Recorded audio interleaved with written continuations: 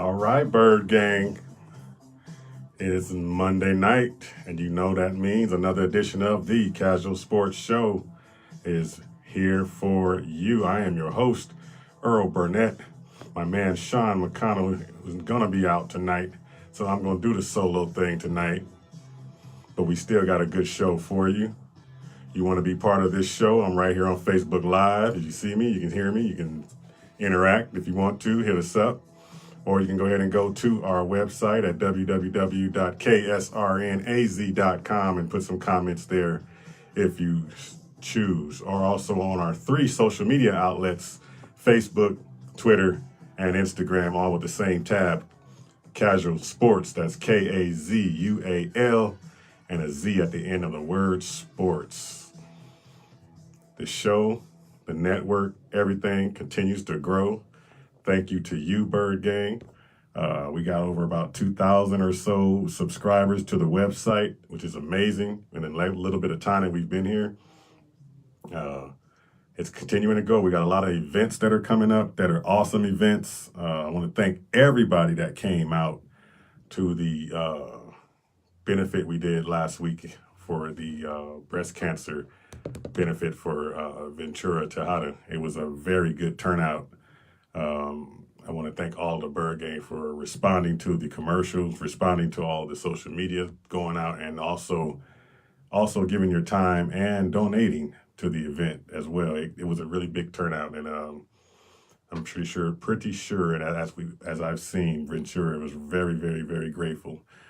And she couldn't hold. It was hard for her to get words out when they had her speak at the event that night, but it was a wonderful night. I want to thank once again, all the Bird Gang and everybody that participated, and all the people that got that thing going as well. I know we were just a piece of the puzzle as far as, promoting and getting it out there and getting it on the radio and those type of things, but there were so many other people that were involved with getting that thing put together. Frontline, Mr. Martinez, all kinds of people that put this thing together. So again, thank you all, and we got more events that are coming up for events in our community, and we got some more stuff coming up just for Bird Gang Cardinal stuff, because the season is starting to get on a roll again. Once the draft happens, then it starts to snowball and go back into another season. So another announcement that we want to make before we start what's on tap. We're going to be having the Kazual Sportz Show rather than just on Mondays. It's going to be Monday through Friday, and therefore you will see us every night here at 8 o'clock. And more so, you'll see me and a lot of guests that are going to be coming into the show. Sean will be there every once in a while because he has a lot of different things going on his schedule. There's a lot of things we're doing that we are, we're shorthanded in areas, and we're pulling strings over here and over there, and we're all over the place. So we got meetings going on. It's crazy, but the show must go on, and we are going to get this show Monday through Friday, 8 o'clock to 9 o'clock. So look forward to that coming up soon. I will let you know exact dates and time. It should be somewhere around close to OTAs. So when the Cardinals start OTAs. But on tap for the night show, we got all Cardinal stuff, of course, and some Suns. We're going to talk GM about some GM stuff for the Suns. It looked like a new hire may be coming around for that. Cardinals had their voluntary workouts today, and to everybody's surprise, which is not mine, but to everybody else's surprise, our starting quarterback showed up. So, and he was, of course, you already know, the big news was that he was the first guy in the building. Okay, well, I'm not saying whoop-de-doo, but I'm saying that's a good thing. But what else did you expect from Josh? But we'll get into that. We're going to talk draft order, a few other things Cardinals. So kick back, Bird Gang. Hit me up on social media if you want to interact. I'm going to try to see if I can get a separate page up here because I can't see all of the submissions here. Hold on a second real quick. Real quick there. All right, so Josh Rosen shows up. First man in the building for the voluntary workouts. Now, everybody's making a big deal out of this thing as though he's coming down there to do some, you know, drills or football activity, but it's a workout. It's weightlifting. It's probably, you know, the first time he gets the chance to talk to his coach, about football, maybe not about what's going on in the draft and all these other things. This is a sign to me that what I've been saying all along, this guy is going to be our quarterback. This is a sign to me that he knows what this team's doing because they told him what they're doing. So why would he not show up for this voluntary workout, and why would he not be the first guy in the building? He's the quarterback. He's got to get to the next level, so he wants to get better. So he's going to be the leader. He's going to do leader-type things. So that's what he's doing, and you got to give him credit. You got to give him a lot of credit after hearing all his name get tossed around in every trade scenario you can think of, and yet he's right there in the room with the first meetings and everything. So that's got to mean something, because that first meeting, you're sitting down with your coach for the first time, and you're mapping out things. You're saying what we're looking forward to. Nobody's going to come in and say, we're going to trade you. I mean, he knows what's going on. From the beginning, when this all started, I'm pretty sure they spoke to Josh and let him know what's going on. That's just my opinion. I don't know that, to be 100% as far as it actually happening. But, I mean, when you put two and two together, you see the events that are happening, you see the job that the Cardinals are doing to boost up this number one pick, to boost Kyler Murray up to be something that everybody thinks they're going after. I looked at every mock draft. Every last mock draft guy has Kyler Murray going to the Cardinals. I don't see how or why, and it's all because of fit, and we'll get into that a little bit later, but I can't see it happening. I just don't see it happening. I see it too much of a risk. But Josh showed up to the workouts, and I'm so glad that got done, because that's another sign that he'll be here. It's a profession. He's always been professional. I mean, remember, he had the tag on him of being a jerk coming out of UCLA. He wants to know everything, or he questions everything, and blah, blah, blah. And it's like, okay, how can you make something out of that? But he came in, and all those rumors or all those analogies of him went out the window, because he came in and was a professional from day one. He was even professional on the field, getting his butt beat in, still being a tough guy and getting up off that field, and didn't point the finger at nobody. Just got up and let's go and keep trying to learn it. So he's been a professional. He's been a professional since this thing has started, since he's come in as a rookie. So you got to give him that props. And I'm pretty sure the league around him, if there are some trade things going on, looking at it, I want a guy like that. I mean, he took a beating last year, and he took a beating, and his name's taking a beating in this off season so far about being traded. And he comes in there as a professional, first guy in, and probably last guy out. So excuse me. So if I'm another team, I'm like, okay, if you don't want him, I'll take him. So he came in.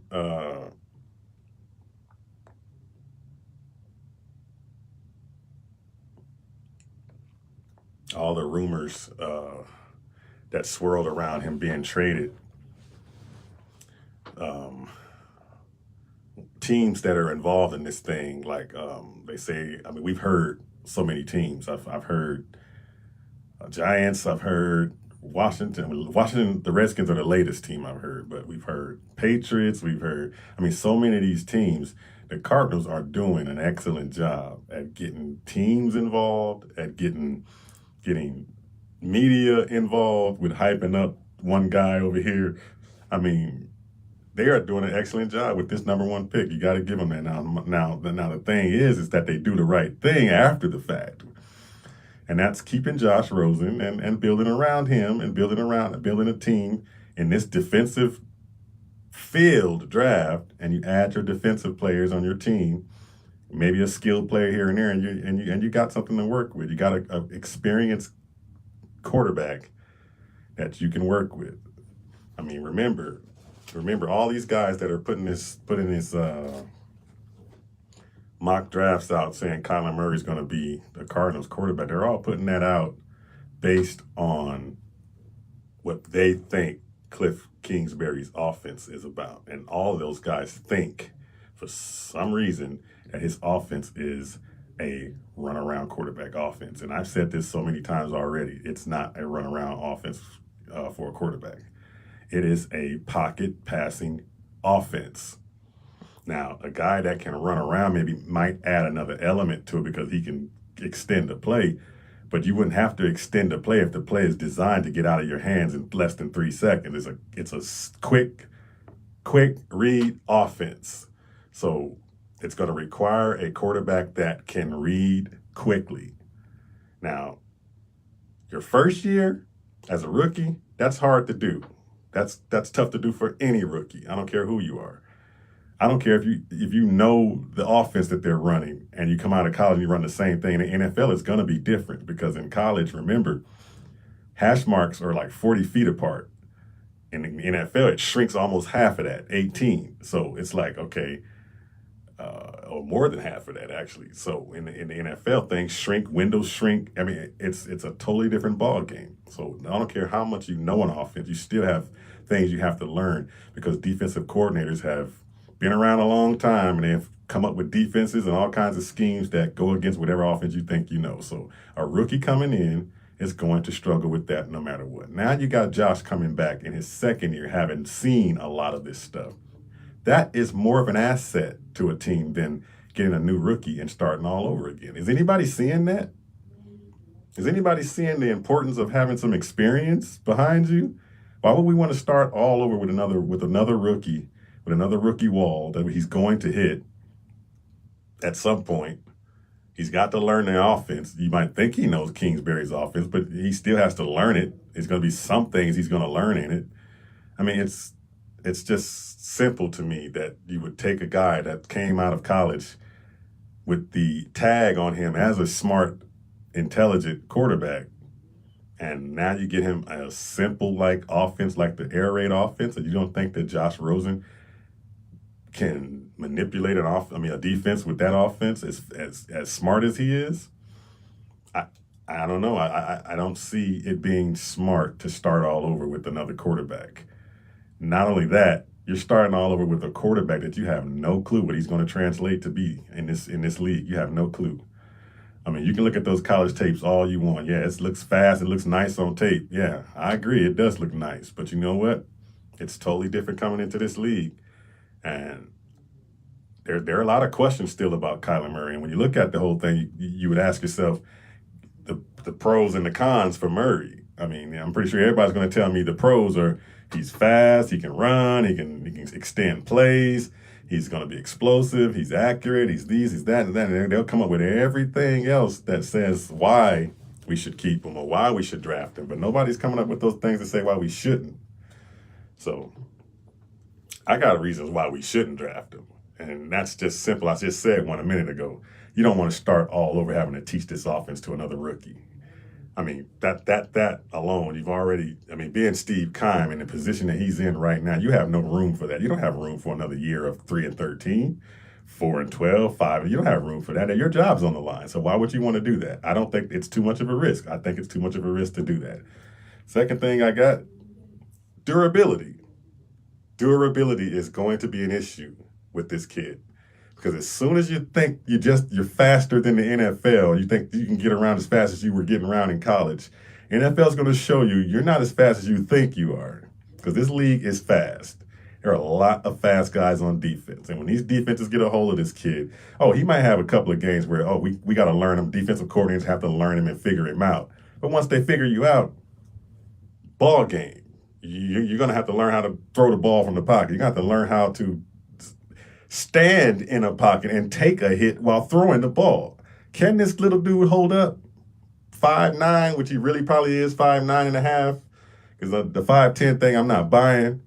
Because if you wanted to clear that all up, you could have just went to when your pro day came down, let them measure you again, it'd have been over with. But when you come in and, we're not doing that and all that, okay, I'm gonna go by what I know by the eye test. That dude's 5'9.5". So Can he hold up? Can he hold up? Durability is going to be a question. You got to make that the top question. And then after that, what is his desire continually to play football? I mean, we hear he was a baseball player. He has not come out and just strictly said, "Look, I'm playing football. Baseball it was just something I was doing. I'm done with that. I'm in love with football. It's going to be football no matter what. If I fail or not, it's football." Nobody's heard that from Kyler Murray. I mean, we don't know. We don't know for sure if he has baseball in his rearview mirror or does he have it in his back pocket. You know what I'm saying? Because as soon as he takes that big hit, and when the adversity hits in the NFL, when it's coming, the rookie wall, the big hits, maybe the injuries come along, when all those things start to hit, is he gonna reach in that back pocket and say, you know what, I got baseball just because this ain't working out? And then now where do you go from there? So there's a lot of questions. But are there pros and cons with Josh Rosen? Absolutely. But one of the main pros is there's no premium on experience. You can't, I mean, experience trumps pretty much a lot of things. You can get by with experience because now next year when you come down there, you're not going to be as quick to be so quick to throw that ball out or so quick to be so hurried. He knows what it feels like to take those hits. He's been getting up from them all year long. So I don't think the rush is going to scare him anymore. He's got that down. So now you give him this new offense. Yeah, it might give him a couple of games to figure this out, OTAs to figure this thing. But I'm telling you, the offense is so simple. This is like this dude is a math genius that knows calculus and trigonometry. And then you come in here and hand him an algebra book. He's going to be like, that's what I got to learn. I already know this stuff. It's going to be just that simple to him. I mean, it's going to be elementary. The air raid offense is a get it out in space offense. Get it out to the open guy that's going to be singled up against the defense. If you can find the guy that's singled up, that's the open guy. And Josh can do that. So, and he already knows how to throw through the windows of an NFL league. So we've seen that. He might didn't do it as good, but he knows, okay, now I know what that window, I know that he knows what the window looks like. Murray, on the other hand, has not seen an NFL window yet. So that's just my opinion, one man's opinion. That's just one man's opinion. And I know thousands and thousands of people, fans included, are saying, now we got to take this dude. We got to take him. But here's the thing about that. This is what gets me also about that, about this whole thing in the draft. When you draft, I'm the type of guy that thinks that you draft according to the best player on the board. I've always been that way. A lot of GMs are that way. Seldomly do you see GMs draft in the first round, first, second, and third round because of need or because of fit. All of a sudden now everybody wants the Cardinals to draft for fit just because Murray fits our system. Murray's not the best player in this draft, but everybody think we're supposed to draft him because he fits. That's where you go wrong when you draft, just because you want need or fit. You go wrong because you leave the real talent on the board. And I'm telling you, he's not the best player in this draft. He's not even the best quarterback in the draft. According to all these guys that are doing these mock drafts, who are now saying he's the best, when it all started, he wasn't even the top 3 quarterback in this draft. Now, all of a sudden, he's the top quarterback just because he fits a certain coach's system. You draft like that, it's always going to be the wrong move. So you got to get the best guy on the board. And the best guy in this draft, in my opinion, is Quentin Williams. Bosa still got too much of a question of injury. But Williams, man, you get Quentin Williams, there's our Aaron Donald. That's our Aaron Donald right there. We can compete in that division having that guy in our defense. That's the best player in this draft. That's just, again, one man's opinion. You can take Bosa. He could be the best player. But I know one thing, Kyler Murray is not the best player in this draft. And you drafting for need and for fit and all that type of stuff, you're going to always leave talent on the board. And we are an organization that should know better than that by now. Let's not revisit the Adrian Petersons that we should have had. Let's not revisit the Terrell Suggs we should have had back in the draft. Let's not go back there. Those were issues where we drafted when we thought somebody we needed instead of going after the best player on the board. I don't care who was on the team at the time. You still get the best guy on the team on the board. Now, if Kyler Murray was the best player in this whole draft, no matter what, bar none, hands down, now we can talk. We can talk about, okay, you just don't leave talent like that out there. Unless you get something back for him, a lot for him, you have to take that guy. I would get it then, but I don't get it now. I don't get it now because he's not the best player on the board when the Cardinals go pick. He's not going to be the best guy. Even if he does fit you the best, he's not the best talent in that whole draft. The draft is such a crapshoot already to begin with, but you got to take the thing that is as close as a sure thing as you can get. And having a man in the interior defense singled up against a guard is that's as close as you're going to get to a no risk draft or no risk player. You get that guy because the one thing you can count on, you single him up in that dang in the trenches, that guy's big enough to maul the man in front of him. Quarterback is too many variables, too many things you have to do right, too many things have to be right for you to have success. So for Kyler Murray to be our number one pick, that's way too big of a risk for the Cardinals, and it's way too big of a risk for Steve Keim, and it's not going to happen. Mark my words. All you people out there that's got the mock drafts with us taking Kyler Murray, you're going to have egg on your face come the 25th because I'm telling you, they're not taking him. You have taken the bait. You have taken the bait. Cardinals have done an excellent job at throwing the bait out there to get you to think that's what they're doing. They're not going to take that kid. He's a talent. I'm not saying he's not. And he might show up somewhere else and do good, and that's okay. But he's not for us. Just like JB said. He said just this Saturday on the Easy Sports Talk Show. JB said, he's a good talent, but he's not for us, Bird Gang. He's not for us. You don't think that those bells and whistles sound all good, because once those bells and whistles come to your team and they don't fit and they don't play the right tunes, and now you're going to start wondering, we should have thing again. So go for the best player on the board. You can't go wrong. That's how I look at that. So I'm going to take a quick break here. Got to get the sponsors a little break here, let them do their thing. But you're listening to the Kazual Sportz Show. Earl Burnett in the house tonight for you. KSRN is the network. Join us on Facebook Live, or you can go to any of our social media outlets at Kazual Sportz, Kazual with the Z at the end of sports. And we'll get right back to some more of this Cardinals stuff for you. Stick around, Bird Gang.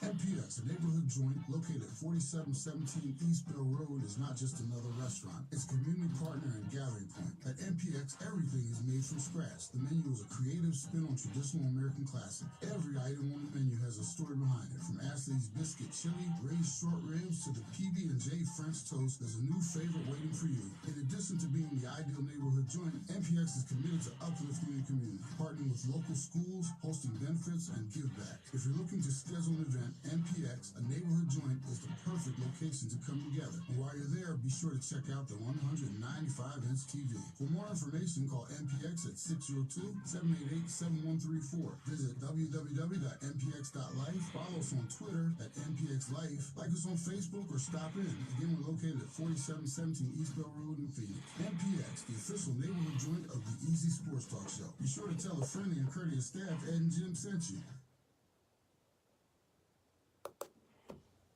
Maduro's Fine Cigars and Tobacco, located at 4991 South Alma School in Chandler, is the new standard of excellence in the cigar lounge industry. From aficionado to novice smokers, Maduro's has something for everyone. From cigar events, pipe club, live music, and ladies' night, the monthly event calendar is loaded with entertainment options. Come tour the impressive 500-square-foot humidor and sample some of the finest cigars from around the world. Maduro's has 96 private lockers in the clubhouse, another 75 in the humidor. Membership is $300, which includes 10% off all your purchases. For hours of event information, visit MaduroSticks.com. That's MaduroStix. Or call 480-883-8888. Maduro's, the official hotline sponsor and cigar lounge of the Easy Sports Talk Show. Time to get your sticks and light them up.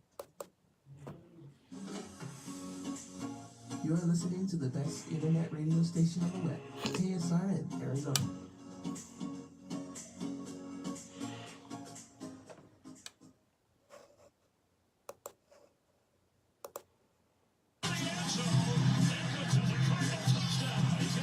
Sports news and the best shows daily. Tune into the best internet station on the web. It's an 8-goal Pollock leading off the second against Ross Griffin. And a drive to left. That ball's got a chance, and that ball will fly out of here.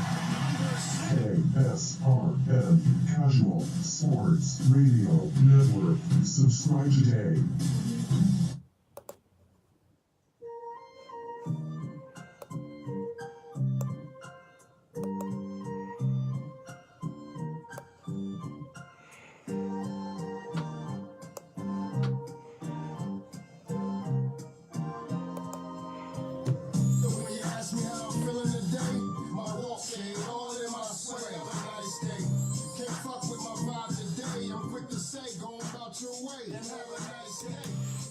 Welcome back to the Kazual Sportz Show. Earl Burnett, a.k.a. Kazual E, here for you tonight. My man Sean is out. Props to my man Sean, and I hope everything goes cool. Got a sick family, and I hope everybody gets well soon. So shout out to my man Sean and his family. But going back to some more Cardinals stuff here, we got the draft is, what, 2 weeks away now? 2 weeks from... Well, 2 weeks and a couple of days, so tomorrow, well, Tuesday, Thursday, the draft starts on a Thursday, 2 weeks from this Thursday, so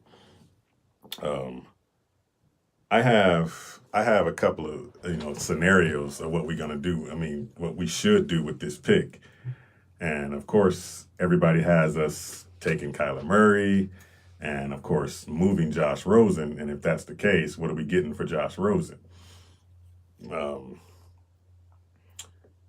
In my opinion, if you don't get anything less than late first round, and don't even think about it. But here's the scenario I think works for this team, and this is what I think is going to happen. I said it earlier. The Cardinals have done an excellent job at rusing everybody, getting everybody thinking one thing, and all the fingers are pointing one way. And yet they already know their plan over here. And I hope that plan was to get John Gruden and the Raiders to just fall in love with Kyler Murray. And from what I'm hearing, that's kind of what went down when Murray visited the Raiders. So hopefully, they said his board time was an extra hour and a half before his workout started, because he was spending an extra hour and a half in the room with Gruden on the board. Now, that can go two different ways. I don't know who's going to spend time wasting their time trying to teach somebody something that doesn't know it. Nobody's going to do that. Not in this business. In the football business, he ain't got it next, and they want the guy that has it, they move on. So Gruden's not wasting an hour and a half trying to get this guy to understand it. And if he was doing that, the guy's not going to get it in one session. He's not going to get it unless he's on the field doing it. So that's out the question. But the next thing is he love him so much that he just get to talking and you get to talking and you get to talking. He gets excited. You know how Gruden is. He gets all giddy and excited about this player is this and this player is that. And he lost track of the time. And this kid's wooing him on this board like, I know this, he knows that, he knows blah, blah, boom, boom, boom. If that's the case, and I hope it is, then the only scenario that would work for this team is to trade with Oakland and get their trade 1 for 4 and 24 and 27, and maybe next year, a first round next year, maybe. But if we get those three first round picks, man, with this draft, let me tell you who I think we should be getting with those picks. And I'm pretty sure everybody has their picks of who they think we should be taking. But let's say we trade the pick and we're number 4 now. Well, you know, number 1, Oakland's going to take Murray. Number 2, we'll be up against Bosa in our division because the 49ers are going to take Nick Bosa. That's no question. Number 3, the Jets will probably be trading that pick out to a desperate quarterback team, which would probably be Miami or New York Giants. Or maybe somebody else, perhaps somebody else, Denver, who knows. But somebody that's going to be desperate for a quarterback is coming up to get Haskins at 3. And that's probably the Giants. So now you're sitting at number 4 as the Cardinals, and you have choices between Josh Allen, Quentin Williams, and a few other just dynamic defensive players in this draft. Man, that is like the perfect scenario. So let's just say, number 4, the Cardinals take Quentin Williams. We get our Aaron Donald in that division, cement our defense in the middle, in the interior. Now you can move away from Kamdichi. You can save that down the line. You can, a lot of things can happen. But you sure up that part where now we're not last in stopping the run. This kid, I'm telling you, the closest thing to a sure thing in this draft. So we get him at number 4. Then you turn right around at number 24 and you grab that kid, Greedy Williams. Now you got Patrick Peterson's replacement maybe 3, 4, or 5 years down the line, and he can cement the other side, and you can use Robert Alford now as a spot guy or a backup guy, a depth guy, or just have him battle it out in camp, whoever comes out to be the best, whatever. But you have another guy over there that's going to be there for some time now, a good, solid corner. Then you come back at 27 and you grab the guard. The guard out of, I think it's out of Oklahoma, Gary. Yeah. Get the guard out of Oklahoma at 27. And then you're the first pick in the second round. Bam, there's N'Keal Harry sitting right there. You know he'll be there. He'll be right there. Now, can you imagine that first round and the top of the second round, we get N'Keal Harry, we end up with Quentin Williams, we end up with Greedy Williams, and we get one of the top guards in the draft. That's a perfect first round to me. Perfect. I don't think you can go wrong with that. So that's just my scenario, and that's what I think could happen. Perfect scenario when you look at it. And that's why you draft the best players on the board. And those are the best players at the time we draft. Best players will be on the board. We were number 4. Quentin Williams is going to be the best player sitting there, bar none. Yeah, there's a question between him and Allen. Allen's an outside rusher, but Quentin, I'm telling you this. Look at how Aaron Donald has shifted and changed the whole Rams organization when they got him. When they were down in the dumps, when they got that guy, little by little, they climbed out that hole because of that guy. So, and this Quentin Williams is almost the same player, almost. I'm not going to say he's an Aaron Donald yet because he hasn't done anything yet. But size, strength-wise, intelligence-wise, he could be. So, I think that's a good draft. What do you guys think? If you think, hey, who should we take? Now, number 4, if we trade with the Raiders. If we trade with the Raiders, we get 4, 24, 27. man, we got to take those defensive players to guard, and then in top of the second round, we grab that skilled player, N'Keal Harry. He'll be sitting there. Then, okay, so that's the first scenario. That's the best of all the scenarios for me. Then the next scenario, of course, would be, of course, everybody's saying take Kyler Murray and trade Rosen. Okay, if you trade Rosen, what are you getting for Rosen? Who are you trading with? If you trade with Washington, you end up with 1-15. Okay, that's okay. You have 1-15. That's an okay draft. You still take the best player on the board at 15. Who would that be? That could be anything from a corner to a guard to another outside rusher. But it's going to be a defensive player, that's for sure. Or it could be your wide receiver, depending on who it is. The order of the draft as far as the receivers go, they have N'Keal number 4. I don't think that's accurate. That's just another man's opinion again. But they have Brown. I think it's Marquise Brown, and then DK Metcalf, and then AJ Brown, and then they have N'Keal Harry. I don't think that's the right order. I think N'Keal could be 1 or 2 on that list easily. But that's another story. That's another whole thing. But that's the next scenario. They have to move Josh. And what do you get for Josh? Hopefully we get a first round pick. I mean, you take anything less than that, you got robbed. Because he is the top 10 pick. He was a first round pick last year, top 10. And now you're talking about an experienced quarterback coming out, with some meat on him, as far as NFL experience. So he's ahead of the game. So you don't just give that away. That's just how I feel about that. Then the next scenario, of course, would be if you stay at 1. This is the last scenario to me that just will not make sense for the Cardinals to do. There is no way you can come out of this draft having both those quarterbacks. There's no way you can do that. That is a very, very, very bad draft. A very, very bad business move for an organization to come out of that draft having 2 quarterbacks. If you're going to take Murray, you got to move Josh before that draft takes place, or right on draft night, or whatever. But you can't come out of the draft when it's over with. We got 2 quarterbacks going into training camp. One was 2 star quarterbacks that could be, 2 high draft pick quarterbacks that could be franchise quarterbacks. Now you're talking about battling out in camp. That I don't think that's, especially knowing that you're giving up assets that you could got back for one of the 2. If you trade Murray, trade the first round pick, you get back those 3 from Oakland. Or if they bite, if they don't, who else would they? The Giants. The Giants would get you number 17, and whatever it is, you're missing out on adding some extra picks to the mix that you could use to build this team.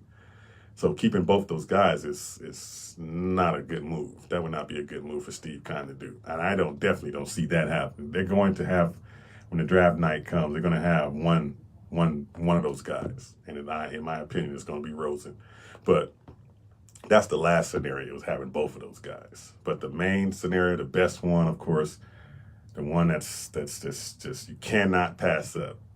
If Gruden picks up the phone and says, I'll give you X, Y, Z, boom, boom, and it ends up 4, 24, and 27, and next year, second round, first round, whoever, you have to bite on that and take it quick.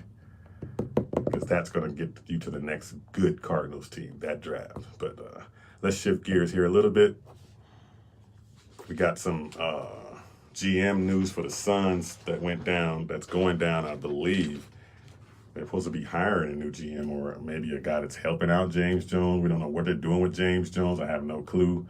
But I got a little word of it just earlier today about it. But the thing that really struck me is there might be someone else that's trying to get involved with a piece of the team. And then the signs of that are a little suspect too, because there's an article up on Arizona Sports, I believe, about Larry Fitzgerald partnering with Robert Sarver in some way, some form or fashion, to where he has a piece of the Suns.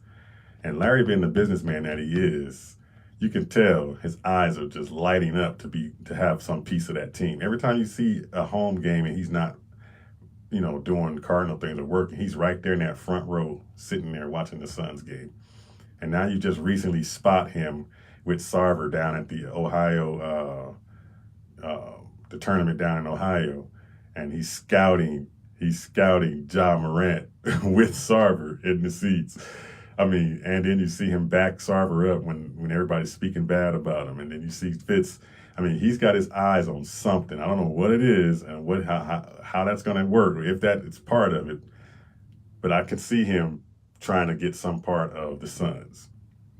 What does that say for him for football? That says, okay, this could be the last year then. That could be a sign that this could be it. If he's got his eyes set on the next venture or the next thing he's going after, then this could be his last hurrah. So we'll see how that works out. But what are the Suns doing with James Jones? That's the thing I would like to know. Is he your GM or is he not your GM? Is he going to be the guy going forward or not? Is he going to be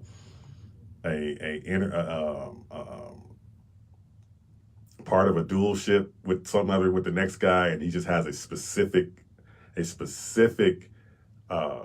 job that he has to do, maybe just with the talent or with the scouting or whatever it may be that James Jones has been good at doing. Maybe that's his job. And then somebody else is going to come in with more experience to teach him how to do the other things. So this guy, Jeff Bauer, that they're talking about is supposed to be, that guy that's going to be able to teach him, because this guy has gotten 2 franchises out of the depths and into the playoffs. So they figured that this guy will be able to teach James Jones all that he knows to move him to the next level. So remember, James Jones is still learning this thing. He's not a seasoned GM. But his status as an ex-player, once he starts to learn all this stuff and gather all this stuff, and you can tell he's gathering it little by little. And his ex-player's experience and knowing and windows and all of the networking that he's done throughout his career, you can tell that's starting to play a little part in his getting players to come here and getting people to see, the Suns a little bit different. So hopefully that will be the case, that we can attract some type of free agent, especially a move like this when they see, okay, Sarver's somewhat getting out of the way maybe, and now you're getting a guy in there that's going to kind of run things, and now he's out the way. So, maybe there's an opportunity there for now James Jones can be that light to get all those free agents or any free agents that come to the Suns. So let's hope that's the case, because if that is the case, then next year's free agency is going to be really, really, really, really important for this team. The draft and everything, depending on, of course, where the Suns end up drafting, is going to be really important. I see them no more, if they're 1, 2, or 3, that's for sure. So number 1, we already know, everybody knows, number 1 is, like I said, in the NFL draft, you take the best player on the board. Of course, that's going to be Zion. Then number two is still the best player on the board. Is it Ja or is it Barrett? Now here's the same scenario. And if I have to stick to the same scenario with the Cardinals, you take the best player. Then I have to do the same thing for the Suns. If the Suns are going to go they're taking Morant. But if they go best player on the board, you got to take Barrett. So we're going to have that same issue if they fall number 2 or 3. And if they're 3, you just go ahead and trade that pick and get something back for it, and get a veteran star guy in here with Devin Booker. I saw a ridiculous article about Booker being traded to the Lakers, of all places, and I was like, where'd that come from? Probably a little part of that from my man Brad, who was on the show a couple of weeks ago talking about trade Devin Booker. I'm like, okay, wow, okay, but I don't see how that's pertinent to anything what the Suns are doing right now. But if I had to put something on it, I would say, if another star comes here, will there be a conflict of interest? Will there be a conflict with, okay, this is my team, this is this person's team? Will that person come here and give Devin the reins and stay out the way of being, of it being his team, because he hasn't earned that to this point? Let's just say, hypothetically speaking, they get a Kevin Durant come here. Is Devin going to step down to number 2 and give Kevin the reins in year 1? Probably not. So So this probably wouldn't be a team that KD would come to, because in my eyes, I think KD's next team is going to be a team that he can be the man and lead that team to wherever they're trying to go to. So that's probably why he will end up in New York, because New York doesn't have a set superstar right now that's already demanding the ball and have everything on that team. There's nobody over there. There's nobody. So he can go there and be the man. That's why they got rid of Porzingis. Porzingis wasn't going to fit with a Durant or with any of those guys. So now there's nobody there, no stars.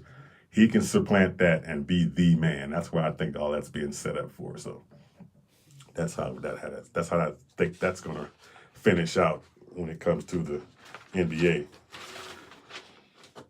But real quick, I don't do these things often, but when we come back, we are going to do the first Kazual Sportz mock draft for just the top 10 picks in the draft. So stick around, Bird Gang. You're listening to the Kazual Sportz Show right here on the best internet radio station on the web, KSRN, the Kazual Sportz Radio Network. Stick around. We'll be right back.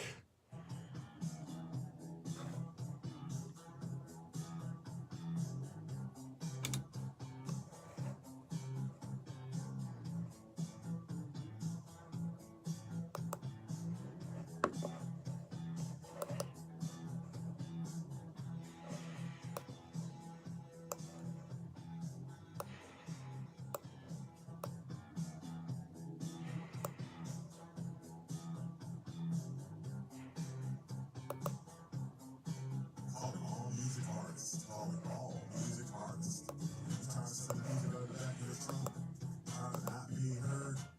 Here's an avenue that will give you the chance to be heard. Dropping a new single, dropping a new album. KSRN is the place for you to be heard live on air, uncensored. Yes, you heard me, uncensored. Right here on our live station from 9 p.m. to 2 a.m. Hey, don't just play your music, we feature your music with live DJs and shows that will drop your album live on air. For more information, go to our website at www.ksrnaz.com. That's www.ksrnaz.com. Fill out the information form and get started having your music heard. The best feature about KSRN playing your music is that there's no competing against major record labels and major existing artists. We only drop the local, up and coming artists right here on KSRN, your Kazual Sportz Radio Network.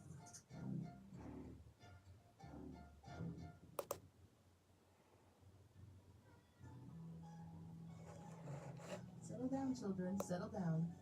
Now, who can tell me who the #1 radio station is on the web? Zaylee? Kazual Sportz Radio Network.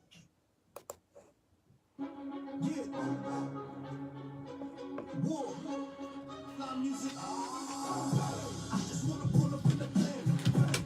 Pull up in the corner, bang my anthem, bang. See I'm with a bass in the man, bang. Listen, I'm the answer, bang. I just wanna pull up in the plan, bang. Pull up in the corner, bang my anthem, bang. See I'm with a bass in the man, bang. Listen, I'm the answer, bang. You see me pulling up in the phantom. I got my niggas by my side, can't pass them. I'll be the light, I surpass them. Welcome back to the Kazual Sportz Show right here on KSRN Arizona, the best internet station on the web, bar none. All of your programming in the morning time for all your sports shows right here on the network. Get all of the latest happenings in the Cardinals, Suns, Diamondbacks, you name it, in sports, what's ever happening national. You can hear it right here on this network, www.ksrnaz.com. Also, for the hip-hop part of our network, from 9 to 2 a.m. every morning, every day, every night, 2 morning, I should say. Hip-hop all night, all those artists and more artists are joining as we, as the days go by, we keep adding more music to the station. I wanted to give a shout out to a guy that's going to be dropping his album coming soon here, and you probably heard the commercials on the social media. my man Bad Hollywood down in Colorado right now, but originally from the AZ. But he's going to be dropping an album coming up soon, and you'll hear it right here on KSRN on the world premiere show, where he'll be dropping that album and playing cuts from the new album right there live on the station. So tune into that. It'll be on a Friday, I believe, at 4 o'clock when the world premiere show comes on. Bad Hollywood is a bad dude. So you want to check that out on the KSRN network. That's the only place you can get it right now. Of course, on all the other social media apps, Spotify and all those things, you can hear all the music there too as well. But as far as live on a radio station, you'll hear it right here on KSRN. So, quickly, mock draft.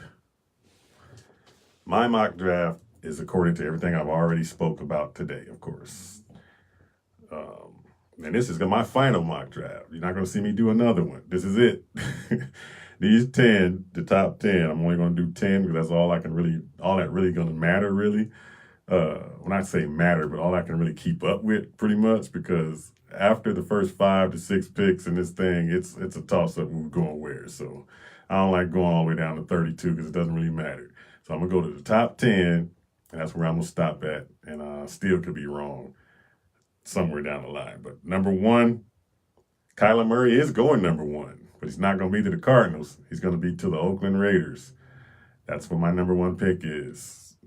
Cardinals trade the pick to Oakland for number 4, 24, and 27, and the Raiders take Kyler Murray at number 1. That's what I have on my mock draft. So he is going number 1, like everybody has him on the list at number 1. Just that the Kazual Sportz one has him going to the Oakland Raiders and not to the Cardinals, like the other 6 guys on all these networks have him. And like I said, if I end up wrong, then hey, I'll come back and eat that crow with no problem. I'll say it. I'll be the first to tell you. But I know it's not happening.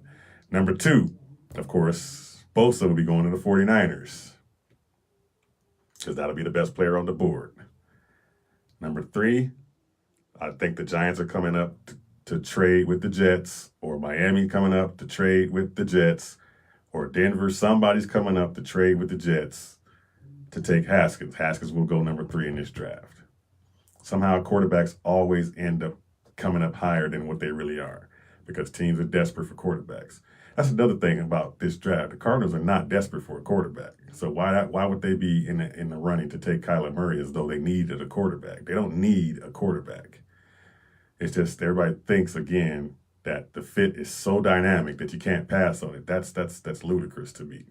You don't take somebody that you don't go and come and add a piece that you already have.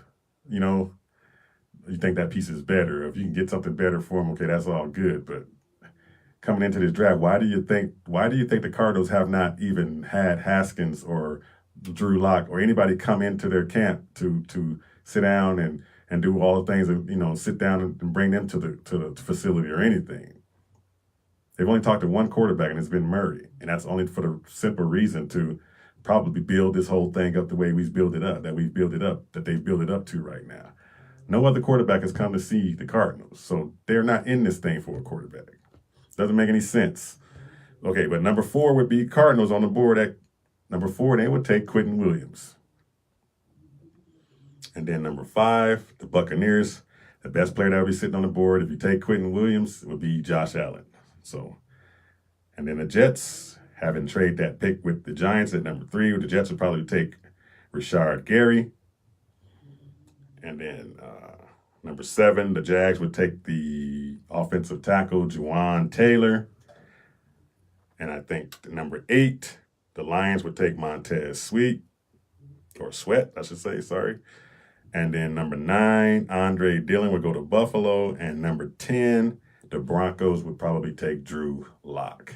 That's where I'm sticking with, and I'm going to see how many I get right when draft day come down. Last year draft, at the last day before the draft, I came up with, you know what, the Cardinals just might go up and get somebody, whoever number 10 is going to be. they get ahead of Miami, stay ahead of Miami. They ended up doing exactly that when they went to get Rosen. So hopefully this year they'll do the same thing and go ahead and trade and get some more stuff back for this defense to supplant the defense. I mean, because if you got a defense that can stop somebody, you can be in some games until you learn your offense, until you get things going on offense.